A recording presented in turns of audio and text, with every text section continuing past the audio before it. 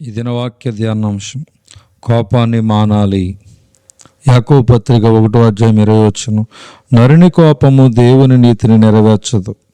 కోపము మానము, ఆగ్రహము విడిచిపెట్టుము.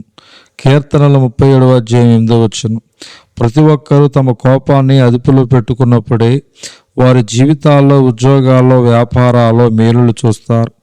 ఈరోజు చాలా కుటుంబాల్లో సుఖము, సంతోషము, సమాధానము లేకపోవడానికి ఒక ప్రధానమైన కారణము భార్యాభర్తల కోపాన్ని అదుపులో పెట్టుకోలేకపోవటమే. భర్తకు కోపం వస్తే చాలు, ఏ మాట పడితే ఆ మాట మాట్లాడతాడు. భార్యకు కోపం వస్తే చాలు, భర్తను ఎలా పడితే అలా తిడుతూ ఉంటాడు.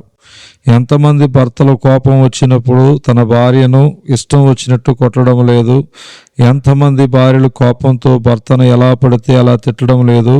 వివాహము చేసుకున్నది కొట్టుకోవడానిక, వివాహం చేసుకున్నది తిట్టుకోవడానిక? ఒకసారి ఆలోచించండి.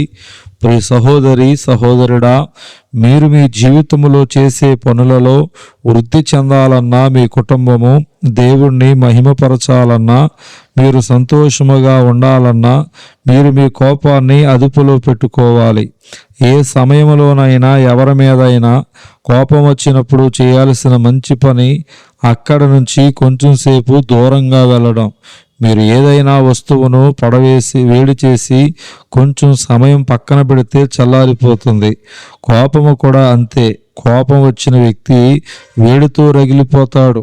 ఆ సమయంలో కోపంతో రగిలిపోవటం కంటే కోపానికి కారణమైన మనుషుల నుండి, ఆ వాతావరణం నుండి కొంచెం దూరంగా వెళితే చాలు. ఆ వేడి కాస్త చల్లారిపోతుంది. నీకు కోపం వచ్చినప్పుడు ఆ కోపాన్ని ప్రదర్శించకుండా కొంచెం సేపు ప్రక్కకు వెళితే నీ కుటుంబం కాపాడబడుతుంది.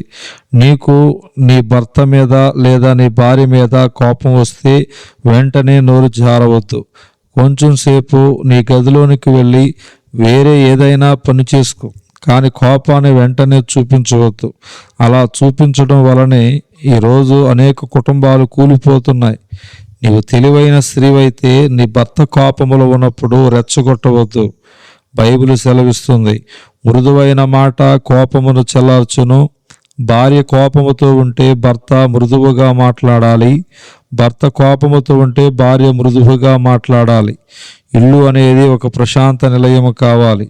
సుఖానికి, సంతోషానికి సంస్థానం కావాలి. నా కోపాన్ని అదుపులో పెట్టుకుంటాను. అన్ని వేళలా అందరి ఎదుట నా భర్త లేదా నా భార్య కోపములో ఏదైనా ఒక మాట అంటే సహిస్తాను. సహనముతోనే నా కుటుంబాన్ని కట్టుకుంటానని ఇప్పుడే ఒక తీర్మానం తీసుకుంటారా? సామెతల గ్రంథం 15:1 మృదువైన మాట క్రోధమును చల్లార్చును. కీర్తన గ్రంథం 37:8 కోపము మానము, ఆగ్రహము విడిచిపెట్టుము. దేవుడి దిన వాక్య ధ్యానం దేవుడు దీవించునుగాక. ఆమేన్.